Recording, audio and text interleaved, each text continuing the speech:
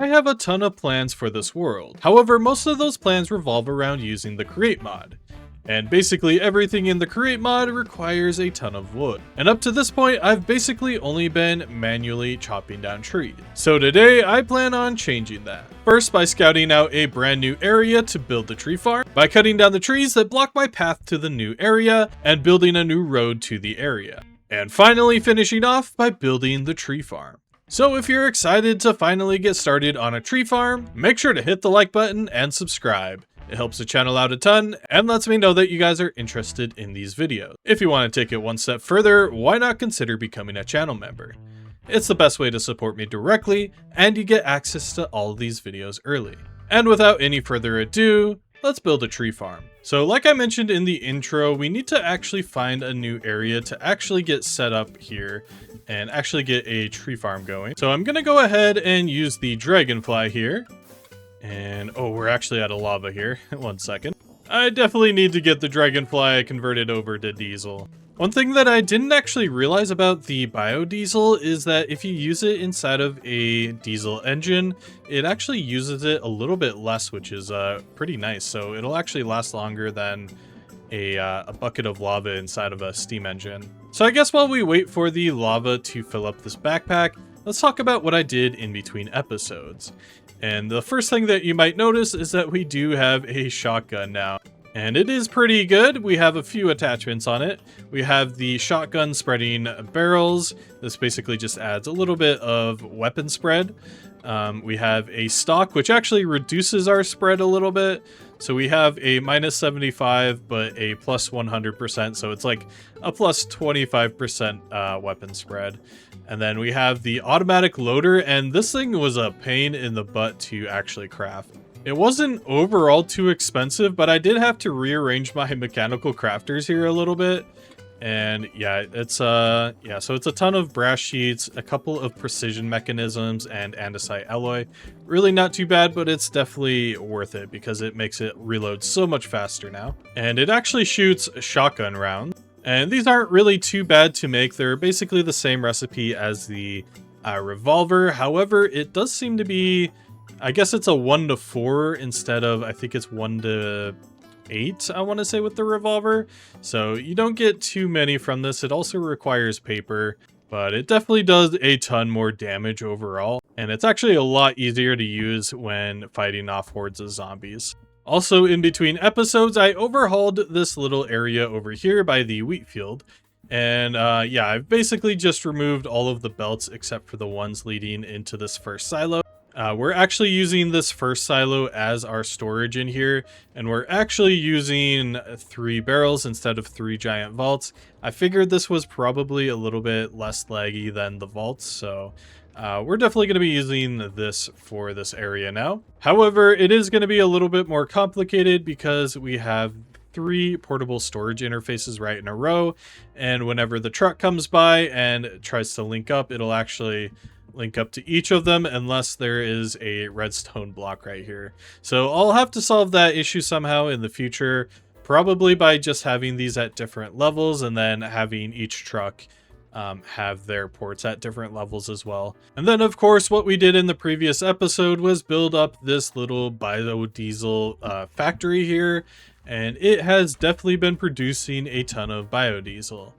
We're currently at 1.32 KB, which is about 1,000 buckets worth of biodiesel.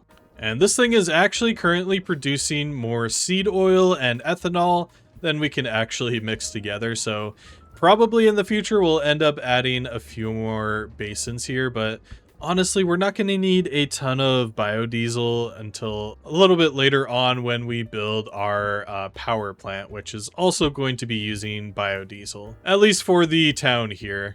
And then, of course, we have the Beetle, which is the newest vehicle added to our, I guess, army, our arsenal. Basically, this is just a portable base. And if we go inside of here, We have a storage system built in. We have basically every single crate crafting thing that we can have in here. A few furnaces and everything, a crafting table. Basically anything that we would need out and about while we're sort of working in a new area. And we're definitely going to be using this in today's episode. However, like I said, we first need to clear a path. But even before then, we need to scout out an area. Now, I know generally where I want to build this. So I'm going to go ahead and take the dragonfly. I want to go up a little bit north. So as you can see, kind of beneath the left wing there, right there, I've actually began to build a path to the north. However, I haven't really decided exactly where I want to go. I just know it's going to be in this area, and I also know that there is a village up here, and it might be a good idea to maybe sort of take over the village and use it as sort of an area where we can build the farm at. And I'm thinking somewhere in this area would probably be a pretty good place to build it. We could go up the mountain, however, it feels like it's a little bit... it might be too hard to get up there, but it would still be pretty cool. There is this massive area out here, though, that's pretty flat looking.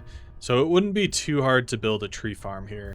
And of course, we could use this village as sort of a forward operating base and park the beetle up over here and sort of just use this as a temporary home. And I just noticed that there's actually a sulfur spring here, which is pretty cool. I have the vanilla backport mod, I think it's called, and that just adds basically everything in vanilla that's in a future update to this older version. So we can go ahead and take a look at the map here. This is our base area, and we have this path here, and I think I want it to follow the river and kind of have kind of a cool scenic view, kind of a scenic route going this way, and then coming up here. It looks like there's a lot of trees in the way, though, so we might go around this part. Nah, I think I like my original idea. We're just gonna have to cut down a few of the bigger trees first. Alright, so that was pretty easy, so now comes the hardest part, I think. So I think I'm gonna build up a brand new vehicle, one that's capable of sawing down trees. And then I think I'm just going to do a time lapse, and, well, it's probably going to be like 10 time lapses, and we're going to be just chopping down a path coming towards the village. Okay, so I've been giving this a little bit of thought, and I think we can probably get away with just building an attachment for the beetle. We can actually use the docking connectors, which can actually just attach two different contraptions together, or they can do a contraption to the overworld, and it will actually allow you to transfer items. But the most important part is that it actually stays pretty rigid, like it says right here. So it'll actually keep the attachment on pretty straight. And I think we'll just have to do a power source on the attachment rather than trying to hook it up through the beetle and everything. I think this could work. And overall, this recipe isn't too complicated. We just need a couple of chutes, 2 iron sheets, 2 pistons, a brass casing, an electron tube, and 2 brass sheets. My supply of brass is getting pretty low, and I'm also pretty much out of zinc as well. I might have to do a really quick mining trip. Alternatively, I actually forgot to mention this as well. I set up a tuff farm. Basically, you can get tuff a couple of different ways. But we're using this recipe. I think it's from, Ultimate Factory. You can actually combine lava and 9 cobblestone, compact it in a basin, and you actually get a piece of tuff. And with tuff, you can actually crush that down, and you get a small chance of getting gold, copper, zinc, iron, and electrum.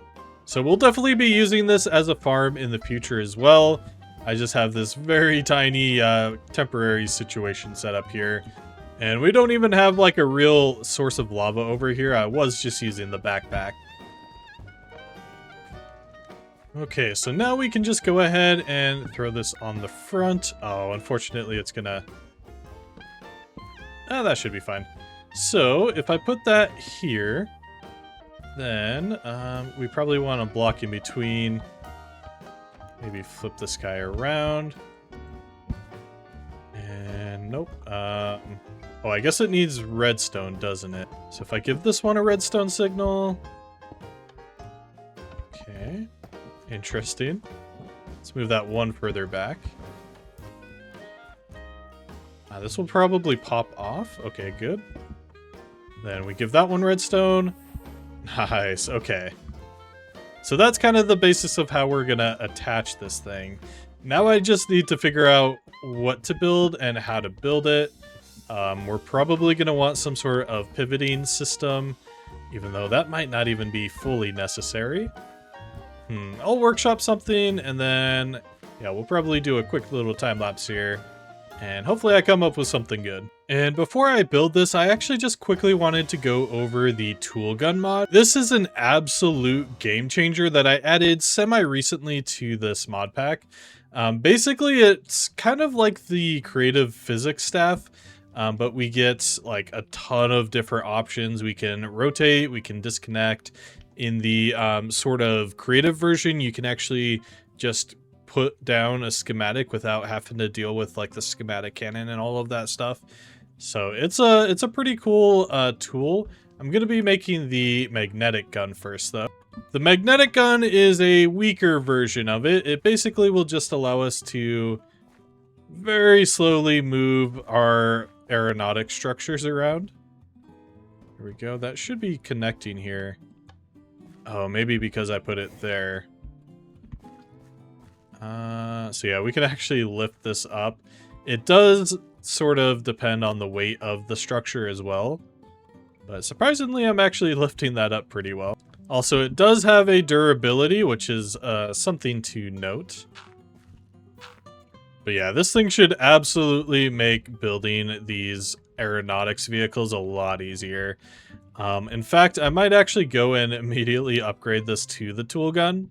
Here we go, there's the survival tool gun. And when you hit tab, you actually get this pretty cool looking menu here. And we can see basically every aeronautics structure that's actually being loaded in. If I go and get a little bit closer to the dragonfly, we should see that here as well. Maybe you gotta get a little bit closer. Yeah, we can actually see it now. It looks a little bit weird, but I think it's kind of querying all of the different parts of it. It just looks a little bit weird. But we could actually teleport the entire thing to us if we wanted to. We also have this tool, which means that we can weld and rotate. Basically, this is just all of the options for actually moving the vehicles around. And if we do want to move it around, so for example, I'm on translate mode right now, and I have the, I think it's the Y-axis selected. Then if I just right click again, I can do that, and then I think enter, right? Tab? No. Oh, I think we just left click. There we go. Nice. So yeah, we can actually move our structures around way easier now. I kind of wish it was a little bit closer to how the physics staff worked, but we do have a mod that adds a version of it to survival, so we'll definitely be using that eventually. However, it's going to require like a nether star, I think. Also, while we're kind of just talking about things right now, I did also quickly want to mention that I did add big cannons as well as the radar mod, which will allow us to make some pretty cool weapons on our vehicles in the future.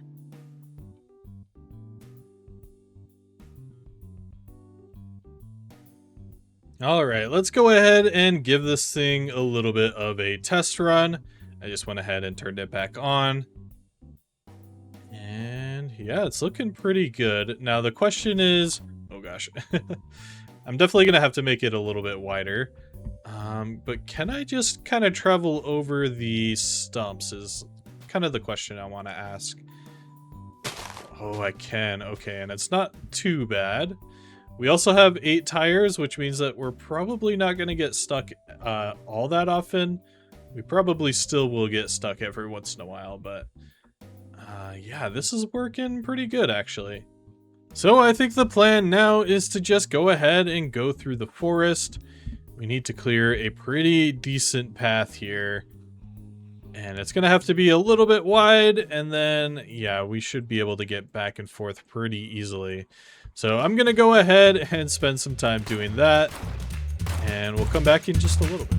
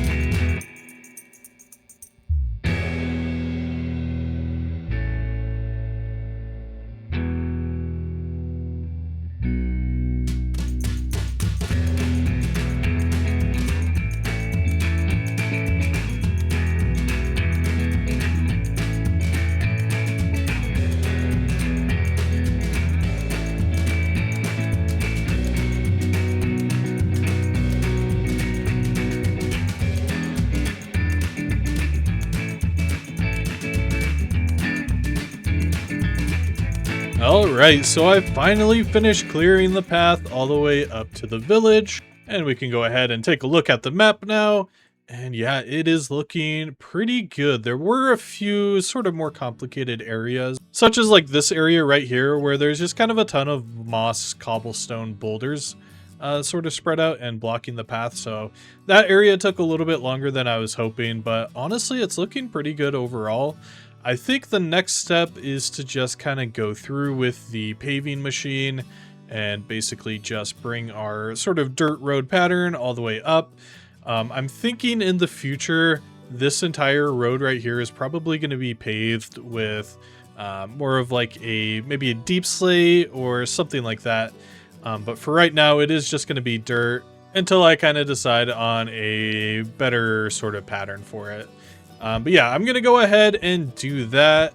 I'm thinking I would like to do it on the Beetle, probably make another attachment. However, I don't think that it's working still. I don't think that the rollers actually work here, unfortunately. So I will have to use a train and just bring it along here. And of course, I'm going to go ahead and just bring the Beetle back home for right now. I think I have to turn it back on. Here we go. And then on my way back as well, or probably after I finish up building the road, we will stock this guy up, make sure that we have every single component that we could possibly think of, plus maybe some more, and build sort of a temporary camp up here. And you might have noticed that I did actually make another backpack for the biodiesel, and it's been working pretty good, so yeah, I'm pretty happy with that. I may actually just end up leaving this attachment here, because it is a little bit difficult using it off-road. Also, I did just finish up actually rendering out the time lapses, and most of them surprisingly worked. I did add a new mod that makes Sable compatible with the replay mod. So we should actually see our vehicles moving around now. Before they would just kind of stay there or they would be completely gone. However, I did notice that in a couple of our time lapses, for some reason, the vehicle was just not there at all. So I'm hoping to see if that will be fixed in the future. I'm still waiting on a few other mods to be updated to update to the newest Sable version, so hopefully some things get fixed then. Also, I did see that there was a new add-on for Create Aeronautics that actually turns trains into moving contraptions, and they can have like their own physics and everything. And I saw that you can actually like derail them and everything. I think that add-on's going to be really, really cool, and it's definitely going to be added to this pack as soon as it releases. As of recording this episode, it's not released yet.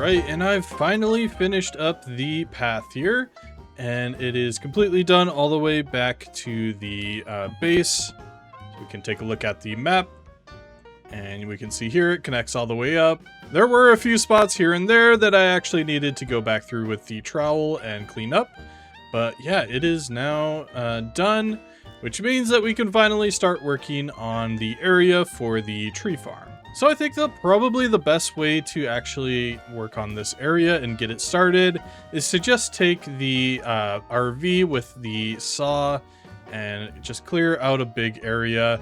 There's like sort of a mountain edge right here, and I think that could be a pretty good stopping point. And then we just want to kind of clear out a pretty large area here. I don't know exactly how big this is going to need to be, but we can always expand it in the future.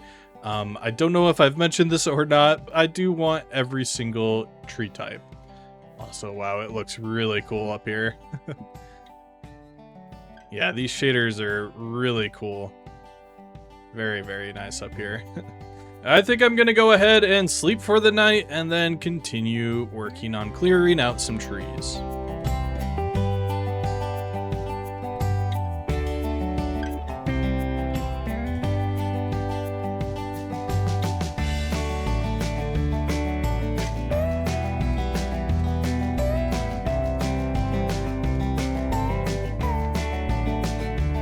Alright, so I've cleared a pretty decent area up here now, and I think it should be more than enough for what we need to do up here.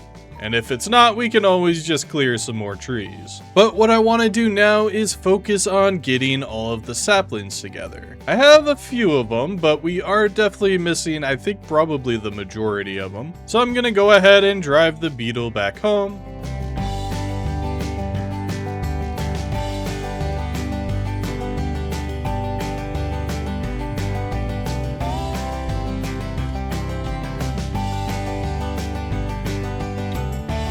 And we'll go ahead and check out how many of the saplings that we actually have. Looks like we currently have oak, spruce, birch, and dark oak, which means that we're missing jungle, acacia, cherry, and pale oak. So I think I'm going to go ahead and use the dragonfly to sort of fly around here and actually find some of these saplings. And to start off, I think I know where a pale oak biome is. It's actually just right up here in the hills. It's a pretty small biome here, kind of tucked away in the mountains, but yeah, it should be enough to get us a few saplings.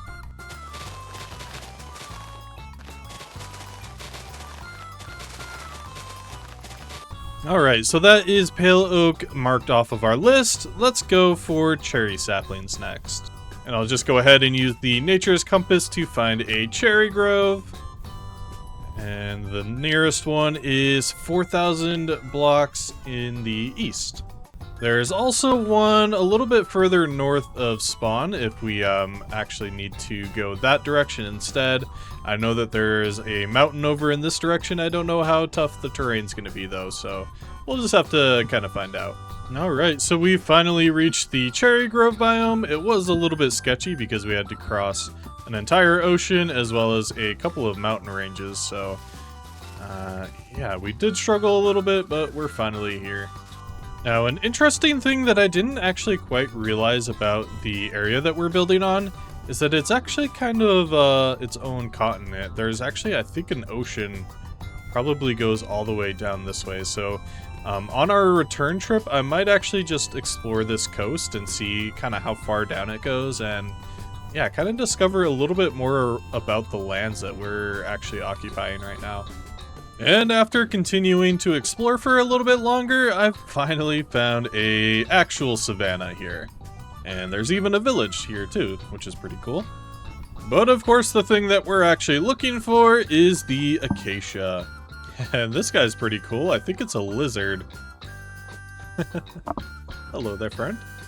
And by the way, if you were curious to see where we are right now, I just went a little bit further than we did. I think it was in the previous episode where we were looking for a savanna. Unfortunately, the one that we found in the last episode was absolutely tiny, but I just went ahead and just kind of continued to explore around and found this actually pretty big one. So yeah, that's pretty cool. So next up, we need to look for a jungle. And it looks like there might be one a little bit further into the savannah, so I might just keep on exploring that way. Nice, that was actually really close by. I probably just could have walked over here, honestly. Now the thing with jungle trees is that you don't actually get a ton of saplings. So in our farm, we're probably not gonna get a ton of jungle trees, unfortunately. But I'm just gonna go ahead and collect as many as I can right now, and hopefully it'll produce enough. I don't actually use jungle logs or anything like that too often, so we probably won't need a ton. Alright, but I think that that's actually the last sapling that we needed, so we can actually continue working on the tree farm now. So I'm probably going to go ahead and spend a little bit of time at my storage system and just trying to figure out exactly everything that we're going to need for this. We are going to need a ton of various create components. We'll also need some decorations and basically everything that we could possibly need. So I have a few requirements or kind of a rough guideline for how I want to actually handle this tree farm. First and foremost, what we need to do is to be able to harvest basically any tree type. And that includes any future tree types that might be added to the pack or to Minecraft in general. For example, whenever I think they're called poplar trees come out, obviously we're not updating the entire pack to the newest version. However, we do have the vanilla backport mod, which means that eventually in the future, we'll probably have the poplar trees. So keeping in mind an expansion in the future is definitely going to be necessary. Of course, I want the entire thing to be aesthetic. We're not going to be doing any circle farms in this episode because while they can look pretty good on occasion, I generally try to avoid them because I feel like everybody does them. So I kind of want to borrow some of the design principles from this area where we have a sort of a vehicle, almost kind of aeronautics themed, if you will, where we have a vehicle that's doing all the work, then it brings it back to one location, and then we can sort it out from there. The last requirement is that we are eventually going to be running actual trains through this area. I might have mentioned this before, but there's actually a new add-on for aeronautics coming out relatively soon. I don't know exactly when it's coming out, but basically it adds physics to trains. So whenever that mod is released and it's stable and we're able to add it to the pack, we'll actually be setting up an entire network of trains throughout the world. So we just want to keep the transport system in mind as we're sort of building this. If we take a look at the map, I have a rough idea of where I want the train tracks to go. Basically, they're going to be running east to west over on this part here. And then when it reaches the town, we're going to have the sort of quarry area over here. So it'll actually loop around. It'll go up the river and eventually meet up in our brand new area. All right, but enough planning talk. I think it's about time to get started on working out some of the details and getting all of the components gathered together. All right, so I've collected a fair amount of items here. And of course, if we need anything else, we can always come back and try to get some more, or alternatively, we could just craft it in the new area. So let's go ahead and head on over. And I think I'm just going to go ahead and park along the forest edge here. We kind of want to make sure that this is out of the way as much as possible, because we're going to need a ton of space for what I want to build today. Oh, and I'm realizing I'm already missing a component. I actually wanted to place down a mega torch here. So honestly, I was kind of planning on heading back soon anyway. And I actually want to bring the dragonfly over. And that'll be just nice, just in case we do need to go back and forth. The jetpack is a little bit slow, and I think flying back and forth will be just a little bit easier. Alright, so I just got back from a little break, and I had the dragonfly parked over here, and I tried to use the tool gun to flip it over because it was completely flipped upside down. And it apparently got deleted, yeah, I can't even find it here. So that's kind of frustrating. I think the worst part is I don't actually have a recent schematic of it. which means that all of the changes that I made previously are just going to be gone. And I'm probably just going to have to rebuild the entire thing. Oh, man. And by the way, I was on my way back because I needed a train casing. So I've actually just picked up a spout, and I think I'm just going to use the backpack to fill it whenever I need it. And actually, now that I'm thinking about it, I think I know how to recover my dragonfly. I think I'll just load up a backup of this world, then save it as a schematic, and then just bring it into this copy. I think that should work. But yeah, anyway, I'm going to get this spout down somewhere inside the workshop.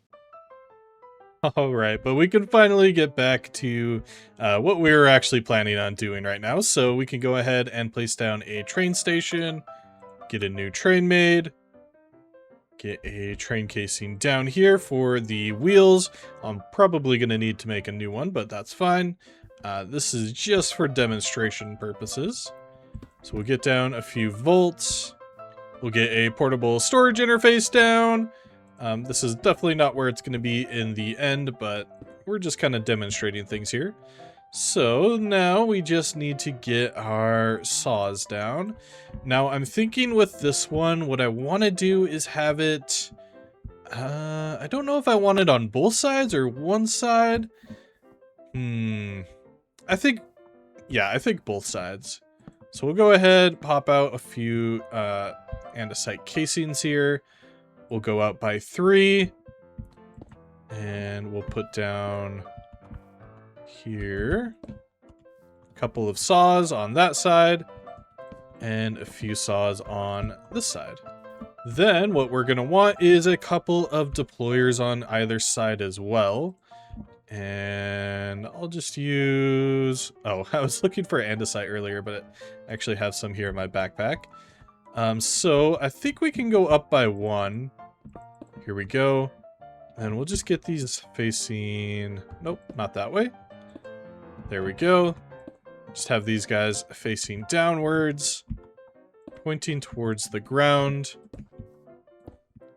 And for right now, we're just going to filter these to placing down the oak saplings. I have a different plan for how I want to handle this in the future, but for right now, while we're still just kind of demonstrating and testing some things out here, we're just going to go with this. So we'll go ahead and get this all glued together, making sure not to forget our train controls. We'll probably need a seat here as well. And I didn't bring any wool with me, but fortunately there is a sheep right there. And I'm actually going to go ahead and add a barrel to this as well. That way we can actually access this inventory. And of course I forgot to bring all of the saplings that I had already collected. So here we go. On my sort of list of things to make, I kind of want to make like a little like speeder that can kind of fly in the air and everything. I kind of have a design figured out a little bit in creative. But I just don't have the time to make that today, unfortunately. But what I was going to do is just fill this barrel up with our saplings. And I think we're good to assemble this train now. And we can see already it begins to plant the saplings down.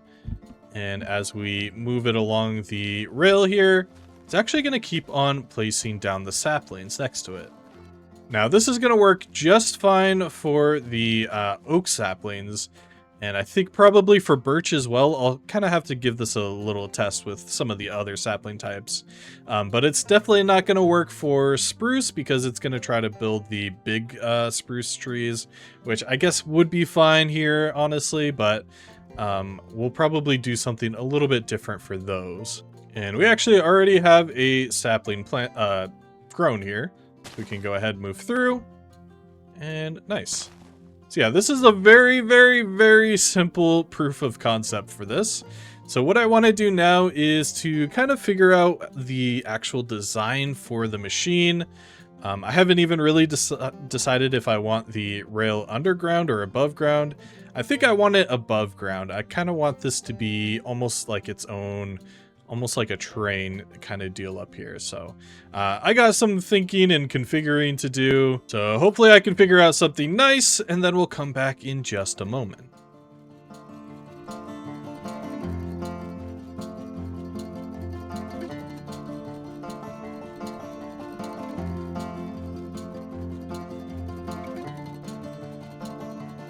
All right, so we've skipped ahead here just a little bit to where we've already got this thing made and set up with a train schedule. And now it's just lagging a little bit here, but it'll actually go through and yeah, just continue to plant now. I've set up a little spot over on this side right here, and this is actually pretty important because this is basically where the train stop is, and this is kind of lined up with the door as well as where we're gonna actually be pulling the items out of the system. I went a little more sci-fi with this design that I have been doing recently. And that's mostly just because if you look up like tree harvesters in real life, they usually have some sort of extending pole arm, which would be cool if we had create aeronautics machinery or if we had a interactive train. But this is just gonna have to do for now. I do like how it looks though. It almost looks like a train, like an engine that has been converted into being a tree harvester, if that makes sense. I don't know, it looks pretty cool though, so yeah, I'm pretty happy with this. So this is our oak saplings taken care of. Now I basically just need to repeat this for every single sapling type. Oh, that's pretty loud. So yeah, I need to do this for every single sapling type, and I'm realizing this takes up a ton of room. So I'm probably gonna have to clear a little more of the forest over there. We're gonna need a different design for some of the other ones. I might go over that in the future. However, for right now, I just want to get everything planted in here. And actually, I want to get the extraction system set up here. I want to have a central storage system for this entire like system over here. So getting that set up first might be a pretty good idea.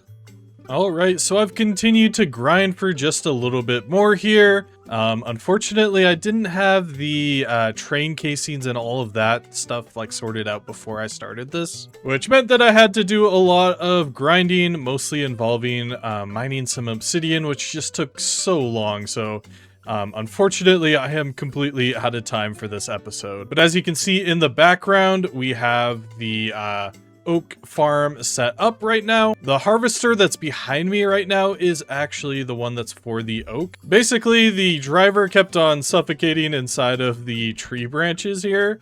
So I've had to actually go back and add these sort of areas where the trees can't grow. It still needs a little bit of work, especially on this other side.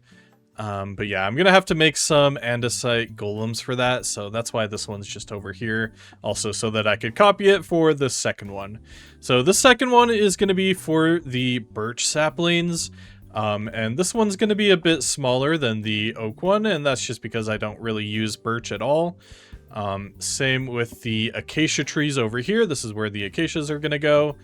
And yeah, all should be good there. Then we'll have a few more set up out this direction. I don't know if the time-lapse worked or not for this while I was clearing this area out. So yeah, but anyway, I have a ton more grinding to do, but like I mentioned, I'm completely out of time for this episode, unfortunately. In the next episode, we're going to continue working on the tree farm, and we'll get the storage situation sort of sorted out here, possibly even getting the rail network set up where we can actually move the planks and everything from this area back to our storage facility. But before I go, I just wanted to give a quick shout out to our newest channel members, Grey Dan, Pirianos193, The Generic Human Being, and of course our Team Star members, Plonk Gooby, Kenshi Fogworth, and Ash Modai. Thank you all so much for your support. Seriously, it means a ton to me. And of course, if you also want to get all of these videos early, as well as support me directly, consider becoming a channel member. Thank you all so much for watching. I'll catch you next time. Peace.